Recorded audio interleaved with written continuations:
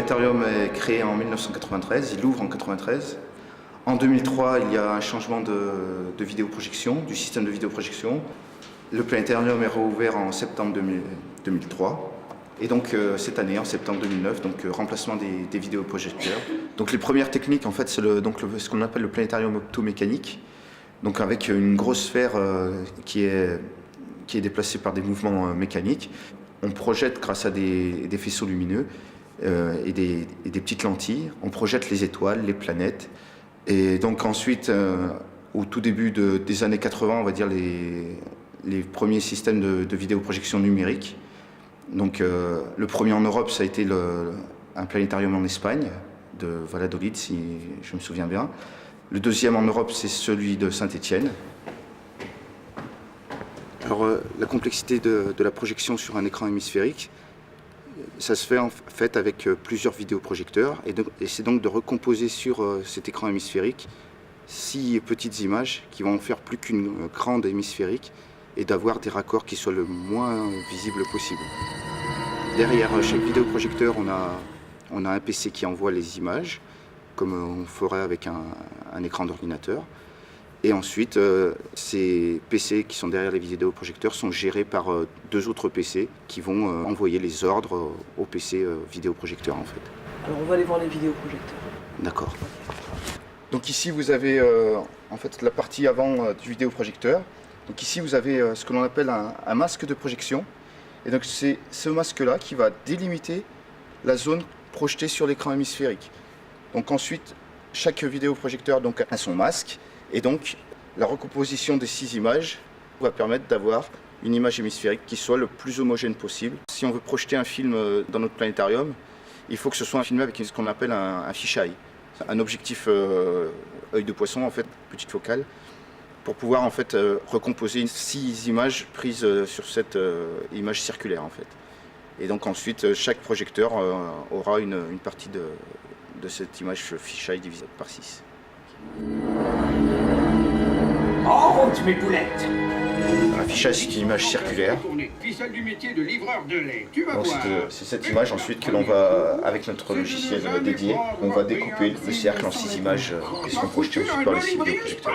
Je veux dire, je veux bien un chocolat au lait avec beaucoup de lait. À la bonne heure, j'aime mieux ça. Donc là c'est le vidéoprojecteur qui va faire le zénith, donc le ciel juste au-dessus des sièges. Et donc ce vidéoprojecteur a un masque différent des autres, car vous voyez, vous avez un pentagone. Et donc c'est le seul vidéoprojecteur qui va être en frontière avec toutes les autres images projetées par les autres vidéoprojecteurs. Donc c'est ce vidéoprojecteur qui est le plus difficile à régler, car il a des raccords avec tous les autres vidéoprojecteurs. C'est ce qu'on appelle les soft edge, donc les zones de recouvrement entre les différents vidéoprojecteurs, soient le plus uniforme possible. Et donc c'est ça la grosse difficulté de l'installation de projection numérique dans un planétarium.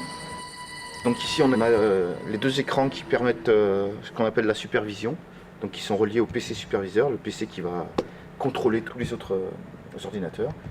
Donc si je veux lancer un film, donc, dans mon onglet je vais aller cliquer sur le film, là, par exemple pour Galactus. Donc là le script est en train de se dérouler, donc vous voyez avec les différentes échelles de temps et donc les différents ordres, donc pour la lecture du son, pour la lecture de la vidéo. Et donc le prochain ordre sera à la fin du film pour couper la vidéo et le son. Ici on passe au projecteur 5, donc, qui fait l'image qui est devant les spectateurs.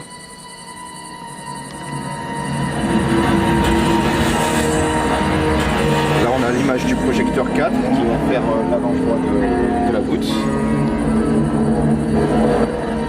On a un écran hémisphérique donc, qui est en tôle perforée, qui a été fabriqué en 1993 pour la création du planétarium. Perforé, c'est en fait pour permettre la ventilation et c'est aussi pour éviter que ça s'encrasse trop rapidement. Et donc derrière, on a un espace d'environ 1 mètre, ce qu'on appelle la coursive technique, donc là où on va retrouver tous les vidéoprojecteurs, les enceintes, le caisson de basse, et ensuite donc, on a la voûte en béton que l'on peut voir depuis l'extérieur.